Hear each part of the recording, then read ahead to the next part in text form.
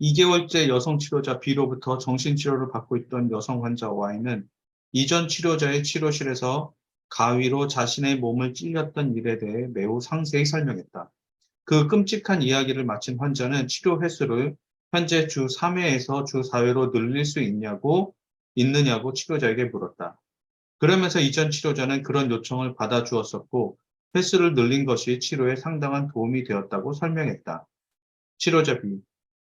Y씨는 이전 치료자와 일주일에 4회씩 치료를 진행하셨고 여러모로 효과를 보셨지만 어떤 부분에서는 효과가 없었던 것 같아요.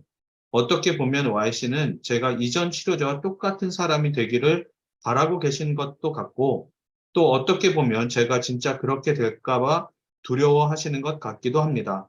환자 Y, 그럴 리가요. 그런 건 두렵지 않아요. 전 선생님이 제 이전 치료자 같은 분이시길 바라고 있는 걸요. 사실 그분께 제가 요즘 어떻게 지내고 있는지 알려드리려고 긴 편지도 썼어요.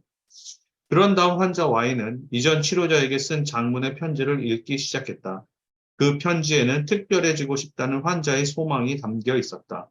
치료자 B가 매력적이고 친절한 사람이기는 하지만 큰 도움이 되지 않는다는 내용도 적혀 있었다. 또 환자는 치료자 B와의 치료가 마무리되면 나중에 다시 선생님한테 치료를 받을 수 있겠냐고 묻기도 했다. 치료자 B는 자신과 이전 치료자를 끊임없이 비교하는 Y의 행동에 점점 짜증이 났다. 그냥 치료 횟수를 주당 4회로 늘리자는 환자의 요구를 받아주고 그 소망을 충족시켜주면 환자가 이렇게 끈질기게 비교하는 것을 그만두지 않을까 하는 생각도 스쳤다. 그러나 그런 감정을 담아두고 계속 환자의 말을 들어보기로 했다. 편지를 다 읽은 환자는 특별해지고 싶은 자신의 욕망에 대해 더욱 자세히 이야기했다. 이윽고 회기가 끝났고 그때까지도 치료 횟수를 늘려달라는 요구를 치료자가 들어주지 않자 환자는 치료자에게 불만을 터뜨린 다음 문을 세게 쾅 닫으면서 치료실을 나갔다. 다음 회기가 시작되었을 때 치료자는 약 한 달 후에 일주일간 휴가를 떠날 예정이라고 환자에게 알려주었다. 환자 Y, 네, 말씀해 주셔서 감사해요. 정말 아무도 저를 이해해 주지 않는 것 같아요. 평생 누군가로부터 이해받게 될 가망도 없으니 그냥 죽는 게 낫겠어요. 치료자는 환자가 계속해서 자살 소망에만 빠져 있는 모습에 점점 화가 났다. 치료자는 환자의 자살 사고를 어떻게 다룰 수 있을지에 대해 함께 이야기해 보려고 상당한 노력을 기울였지만 환자는 그런 치료자의 노력을 대수롭지 않게 좌절시키고 더욱 퉁명한 태도만 취했다. 결국 치료자는 자신이 어떤 행동을 하건 어떤 말을 하건 환자가 도움이 된다고 여기는 일은 없을 것이라고 생각했고 이 점에 주목했다. 환자는 회기 종료를 몇 분 남겨둔 시점에 치료 횟수를 4회로 늘렸으면 좋겠다는 소망을 다시 끄집어냈다. 치료자가 이번에도 환자의 그런 요청을 더 깊게 살펴보자는 제안만 건네자 환자는 화를 내며 치료실을 뛰쳐나갔다. 다음 회기가 되자 환자는 자신이 무언가 필요하다고 해도 아무도 들어주지 않는 것 같다며 말문을 열었다. 지난번 치료실을 박차고 나간 것도 치료자가 자신의 이야기를 들어주지 않아서였다고 했다. 치료자 B. 제가 생각하기에 지금은 Y씨가 행동이 아닌 말로 표현할 수 있는지가 중요한 것 같습니다. 제가 Y씨가 원하는 것을 즉각적으로 들어주지 않으면 Y씨는 그에 따라 강렬하게 올라오는 감정을 다루기 위해서 행동을 사용하고 계세요. 저는 Y씨가 치료실을 나가버리는 대신 어떤 감정을 느끼고 계시는지 말씀해 주시면 좋겠습니다. 환자 Y, 너무 무력한 기분이에요. 아무도 제 말을 들어주지 않아요. 아무도 저를 신경 쓰지 않고요. 어쩌면 다음 회계에는 못 나올지도 모르겠어요. 치료자는 환자가 불안과 무력감으로 인해 자살 시도를 하게 되는 것은 아닐지 불안해지기 시작했다. 회기를 늘려달라는 소망을 충족해 줌으로써 완벽한 치료자가 되어달라는 환자의 압박에 해야만 할 것 같은 느낌이 또다시 찾아왔다. 그러나 감정에 따라 행동하는 대신 그 감정을 담아내기로 했다. 치료자 B. 저는 Y씨가 지금 힘든 시간을 보내고 있을지라도 다시 돌아오실 거라고 믿어요. 어떤 상태인지 말씀해 주셔서 감사해요. 저는 다음 주 화요일에도 여기에 있을 겁니다. 환자는 다음 주 화요일 예정된 회기 시간에 치료자를 찾아왔다. 환자 Y. 지난주에 이전 치료 선생님께 전화했었어요. 그랬더니 치료 횟수를 늘리는 문제를 두고 선생님과 이렇게 싸우는 건 그만두라고 하시더라고요. 이것 때문에 선생님과의 치료 시간을 최대한 활용하지 못하고 있는 거라고 하시면서요. 저는 더 나아지기는커녕 더 나빠지고 있네요. 치료자 B. 이전 선생님께서 하신 말씀에 저도 동의합니다. 회기를 주당 4회로 늘리는 문제에 대해 너무 많은 이야기를 하다 보면 Y씨의 감정에 대한 이야기는 할 수가 없어지니까요. 치료의 목적은 사실 Y씨가 완벽한 기분을 느끼도록 하는 데 있지 않아요. 그랬다가는 분명히 실망하실 테니까요. 게다가 제가 완벽한 치료자가 될 수도 없습니다. Y씨가 저에게서 완벽한 치료자의 모습을 기대하고 계신다면 아마도 늘 실망하실 수밖에 없을 겁니다. 환자는 치료자가 한 말들의 중요성을 머리로는 이해한 것처럼 보였지만 점점 더 불안해했다. 그러면서 자신이 완벽한 아이가 되기를 바랐던 부모에 대해서, 그런 부모의 기대에 늘 미치지 못했던 자신에 대해서 이야기했다. 환자는 선을 긋는 치료자의 행동에 화가 나기는 했지만 회기가 끝날 때까지 치료실을 나가지 않았다. 한계를 시험해보는 경계선 환자의 성향은 치료자의 지속적 주의를 필요로 한다. 치료 시작 전 초기 면담 시간에 치료 계획에 대한 합의를 명확히 이해한 경우에도 경계선 환자는 정신치료 과정 전반에 걸쳐 그 계약의 한계를 시험해 볼 가능성이 높다. 치료자 B가 환자 Y에 대한 역전의를 다루고 특히 완벽하고 만족스러운 치료자가 되고자 하는 유혹에 저항할 수 있었던 능력은 분명히 환자 Y에게 최선의 이익을 가져다 주었다. 경계선 환자의 치료자가 환자가 원하는 것이 아닌 환자에게 필요한 것을 제공해 준다면 궁극적으로 더 커다란 변화를 촉진하게 될 것이다. 이 사례에 대해서 여러분 느끼는 건 어때요? 사례가 여러분에게 어떻게 읽히고 있는지 좀 궁금해요. 이렇게 극단적이진 않지만 비슷한 경우는 주변에서 많이 보는 것 같긴 합니다. 계속해서 무언가 요구를 받거든요, 계속. 계속 요구를 받죠. 예, 예. 근데 요구를 하는 것은 또 당하기도 하고. 그 일상적인 일인데 거기에 대한 대응, 치료자의 태도는 네. 어떻게 느끼세요? 그러니까 비슷한 고민을 저도 했던 것 같아요. 그러니까 이런 요구를 왔을 때 마치 이 요구를 들어줘야지 되고 들어주지 않으면 제가 제 역할을 못하고 있는 것처럼 생각될 때가 있었는데 이제 그때 그거를 참고 다시 이 요구를 왜 할까 그 뒷면을 생각해 보는 게 쉽지는 않았던 것 같습니다. 쉽지 않죠. 그러니까 이게 예, 역전이니까. 예, 비슷한 이런 경우가 있었는데 지금 이제 현재 자기가 우리 이 모임 안에서 좀 갈등을 겪고 있다. 그래서 다른 데를 알아봐야 될 것 같다. 이런 이제 말을 하는 경우가 있었어요. 그래서 어, 당장 그 말을 들었을 때 이제 목회자 입장에서는 음, 붙잡고 싶죠. 그 그리고 욕구가 생겨나죠. 네. 예, 그 문제를 당장 해결해야 되는데 그 사람이 얘기하고 있는 그 문제만을 바라보게 되거든요. 그러면서 그 해결자가 내가 돼서 빨리 그거를 해결해서 이 사람이 남게 만들어야지 하는 그런 욕구가 확 올라오더라고요. 그래서, 그래요. 근데 다행히도 이제 그때 이제 우리 수업 시간에 공부했던 것들을 좀 생각하면서, 지금 내가 이 문제를 바라보거나 이 사람을 바라보는 게 아니라, 조금 나도 좀 동떨어져야 되겠다. 예. 그래서 문제가 있다라는 걸 인식을 하되 내가 여기에 어떤 긍정적이든 부정적이든 내 감정을 섞어서 반응을 하는 거를 자제해야 되겠다 하고 이제 좀 이제 시간을 두고 보자고 이제 그렇게 얘기를 했거든요. 근데 그 기억이 살짝 떠올랐어요. 그래서 실제적으로 이런 경우를 닥치면 치료자나 이제 저는 이제 목회자의 입장에서는 이렇게 많은 갈등, 순간적으로라도 정말 많은 어, 갈등을 하게 되고, 예, 당연히 고민이 갈등이 됐던 생기죠. 것 같아요. 예. 근데 이건 한두 번이 아니고 보드라이브 환자를 보면 끊임없이 있는 과정이에요. 이 과정이 한 번에 끝나는 게 아니고 지속되는 거죠.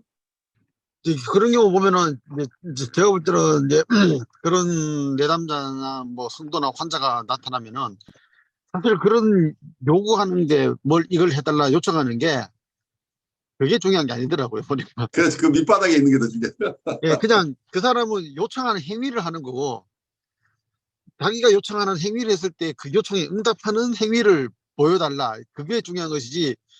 그러니까 뭐 어떨 때는 이제 덩치 그러니까 좀 뭐랄까 힘든 거를 막 갖다 던져 놓다가 안 들어주면은 그다음부터는 자기 스스로 자꾸 수위를 낮추면서 그러니까 그 사람은 내가 말했는 걸 저 사람이 들어준다 막 하니까 그걸 들어주는 행위를 할 때까지 계속 막 시도를 끊임없이 하고 근데 거기서 만족을 얻게 되니까 한번 그 행위를 딱 하고 나면은 그다음부터 뭐냐면 지난번에는 해주시더니 이번에 왜 안 해주세요? 라는 말로 예.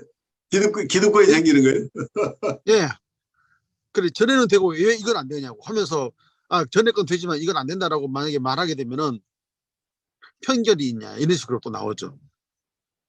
그 그거는 되고 이건 안 되는 거는 그렇게 혹시 뭐 성경에는 비판하지 말라 그랬는데 비판하고 있는 거냐고 이런 식으로 또 막 말하고 그래가지고 그 성경이든지 윤리든지 막 끌고 와가지고 무조건 내 말을 들어라 쪽으로 가기 때문에 실제적으로 그런 사람이 이제 목회자한테 덤비기 시작하면은 목회자는 정말 그 거기서 뭐랄까요 목회자로서의 정체성이 흔들릴 만큼의 그 공격이 들어오게 되고 어, 나중에 되면은 그 인간도 아닌 것처럼 막 들어오는 그런 상황이 되는 것 같아요. 그 주 3회, 주 4회.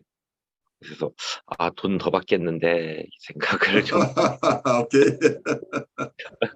그리고, 이제 두 명이 이제 경계선 환자라고 돼 있긴 하지만, 이제 어느 정도 경계선인지는 이제 알 수 없지만, 환자가 치료사에게 저런 이야기를 이렇게 꺼낼 수 있고, 그거에 대해서 감정을 같이 얹을 수 있다는 거가 어떤 치료가 많이 진행된 상태이지 않을까라는 이제 추측을 한번 해보았고요.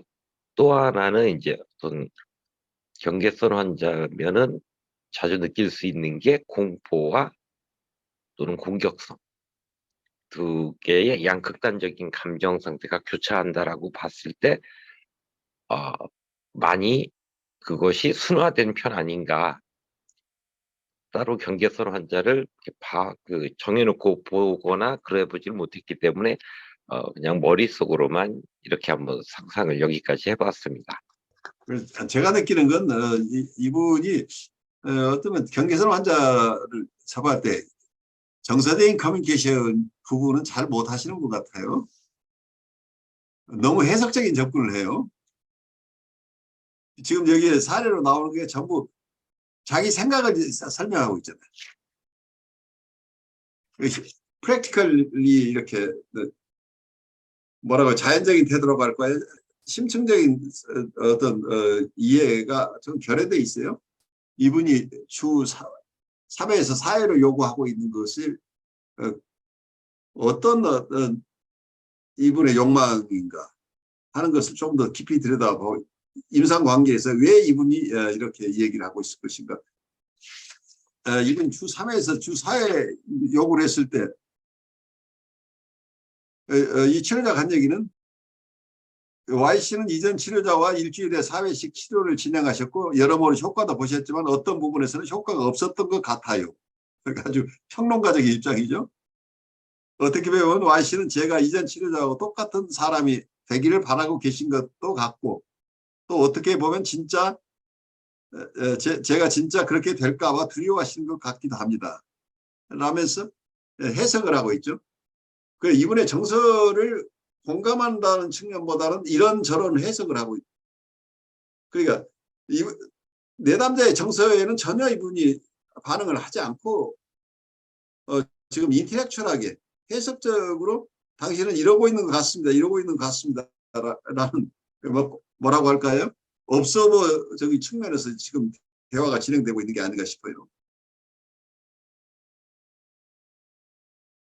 그래서 이분이 왜 3회에서 4회로 늘리고 싶은지 하는 얘기를 조금 더 다양하게 할 수 있도록 기회를 주어서 이분 안에 있는 어그레션이나 어떤 결핍감, 무엇이 이분에게 이게 자극이 됐는가 하는 것을 좀 언어로 표현할 수 있도록 정서를 표현할 수 있도록 도와줘야 되는데 이분은 지적인 인텔렉츄얼한 접근을 하니까 상대방도 인텔렉츄얼하게 나올 수밖에 없게 되죠. 정서적인 얘기가 나오기보다는 내 요구를 왜 안 들어주십니까로 지금 그냥 포커스가 가버리는 것 같아요. 굉장히 어려워요. 케이스 스타디로 어떤 걸 이해하는 것은. 내담자 레벨이 보드라인이라고 하든 보드라인이라고 하는 큰 그룹 속에 마치 아시아인 아니면 한국인이라고 하는 범주처럼 넓어요. 그래서 그분들의 상태가 각각 다른데 보드라인에게 적용되는 일반적인 방법 이런 쪽에서 보기가 굉장히 힘드는데 뭐라고 할까요? 그래도 이 보드라인 레벨에 있는 분들이 가장 중요한 것은 이분들의 정서적인 레벨을 잘 이해하고 이분들의 무의식에 대한 우리 언더스탠딩이 있어야 되는데 의식 쪽에 나오는 표현된 것만 가지고 이분들을 돕는 데는 굉장히 어려워요. 그러니까 이 내담자가 공감을 받았다는 어떤 엠퍼티를 느꼈다고 하는 부분이 거의 없어 보이잖아요. 서로 평행선으로 가고 있는 것 같죠. 조이닝이나 미러잉이 전혀 일어나지 않은 상태에서 건조하게 관계가 유지되고 있다는 거예요. 그러니까 어그레션이라는 표현 나오면 어그레션 자체가 좀 활발하게 표현되는 것 자체로서 이 관계가 돼요. 그런데 이 케이스에서는 서로 간의 정서가 교류된다는 느낌이 굉장히 약하게 와요. 그 태극권이 필요한 것 같습니다. 뭐가 필요하다고 그러시죠? 태극권. 태극권. 네, 그러니까 저기 경계선 그 환자들 만나게 되면은 그 사람들이 상당히 힘이 들어가 있거든요. 많이 힘이 들어가 있죠. 네, 힘이 들어가 있는데 그래서 호시탐탐 뭘 자극하냐면은 저한테서도 자기가 보여준 만큼의 공격성이 나오도록 자꾸 유도를 하거든요. 그게 수상이 동의시란 말이에요. 그게 무서워요. 네. 근데 그거를 공격성 안 나타내도 그것도 문제고 나타내도 문제이기 때문에 그냥 그걸 공격을 받아가지고 우리 무시하게 해가지고 모호하게 만들어가지고 그냥 그 사람은 해먹어가지고 공격하지만은 되돌려줄 때는 스펀지로 휙 돌려주면은 그 사람이 갈수록 힘을 빼기 시작하더라고요. 그렇죠. 바로 그거예요. 그게 우리가 소화된 것을 가지고 리스폰스를 해야 된다는 얘기예요. 그러니까 태권도로 말하면 주먹질 한다 해도 딱 강하게 막으면 서로 막 싸우는 건데 태극권은 이렇게 둘이 뭉실하게 돌려가지고 이런 데잖아요. 그러니까 그런 느낌처럼 심리적으로도 태극권을 해야 되는구나 그런 생각을 해보는 거예요. 아주 좋은 비유를 해주셨어요. 어떨 때는 극단적일 때는 맞서는 것이 필요하긴 하지만 대부분의 경우에는 그냥 우리가 컨테인하는 것이 제일 중요하다는 거예요. 이걸 그냥 이 사람을 그냥 안고 있는 상태로 그러면 엄마가 잘 안고 있으면 애가 발버둥을 치다가도 기진하면 그냥 가라앉잖아요. 편안하게. 그래서 잠들잖아요.